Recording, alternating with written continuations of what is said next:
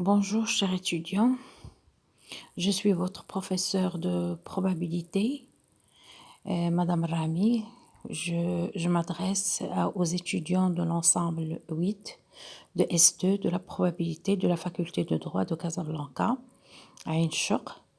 Donc, pour notre première séance de cours par vidéo, comme vous le savez, on a déjà terminé la première partie et on a aussi corrigé la série consacrée à cette première partie. J'ai mis sur le site le cours déjà qui est au centre copie, plus les exercices. Les exercices déjà pour cette deuxième partie, alors que la première partie, on a corrigé presque tous les exercices. Donc, on va entamer cette deuxième partie qui s'appelle variables aléatoires et loi de probabilité.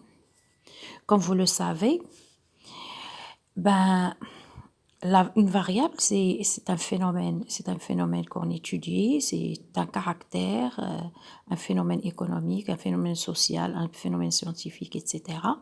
Mais cette variable, elle peut être soit quantitative, soit qualitative. Donc, même s'il est quantitatif, il peut être discrète comme il peut être continu. Mais c'est quoi une variable aléatoire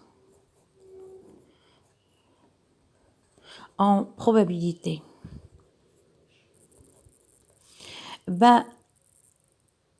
Si vous voulez, c'est une application d'un ensemble de départ. Voici l'ensemble de départ vers un ensemble d'arrivée. D'accord? C'est ce qu'on appelle, on la désigne par X. L'ensemble de départ, c'est l'ensemble, ce qu'on appelle oméga, l'ensemble des cas possibles. Et l'ensemble d'arrivée, bien sûr, c'est l'intervalle 0, 1. C'est-à-dire la probabilité, une probabilité ne dépasse jamais 1 et n'est jamais inférieur à 0, c'est-à-dire ne porte jamais un chiffre négatif. Donc, c'est quoi une variable aléatoire? C'est une application de l'ensemble oméga vers l'ensemble R pour, à chaque élément de oméga, on lui attribue x de oméga. Par exemple, je vous donne un exemple très concret. Une expérience aléatoire qui consiste à jeter 2 dés.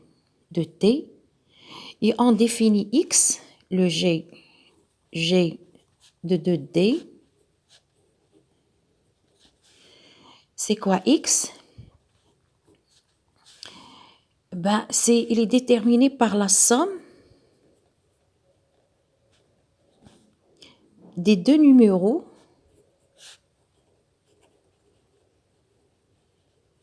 obtenus. Donc, à quoi est égal oméga? On peut avoir le couple 1, 1. On peut avoir le couple 1, 2. On peut avoir jusqu'au couple 6, 6. D'accord? Par exemple, le couple 1, 2, il appartient à oméga. Il a pour image x de 1, 2. Ça veut dire quoi? X de 1, 2 est égal à 1 plus 2 égale à 3. Donc, x de 1, 2 égale à 3. Et 3, donc, est une valeur possible de la variable aléatoire. Donc, 3 valeurs possibles de la variable aléatoire x. Dans notre exemple, les valeurs possibles de x sont contenues dans l'ensemble noté x de oméga. X de oméga égale. C'est quoi x de oméga? C'est pas les couples 1, 1, 1, 2, mais c'est la somme de ces couples-là. Donc, on commence de 2, de 3, de 4, etc. jusqu'à 12. Et 12, on l'obtient par la somme 6 plus 6. 3 on l'obtient par 1, 2 et 2, 3 et 2, 1. D'accord? Et on peut noter également quoi? L'ensemble de définitions dx.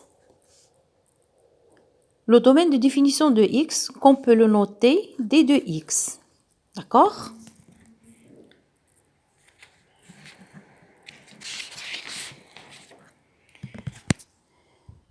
Ok, est-ce que vous avez bien compris la notion de variable aléatoire?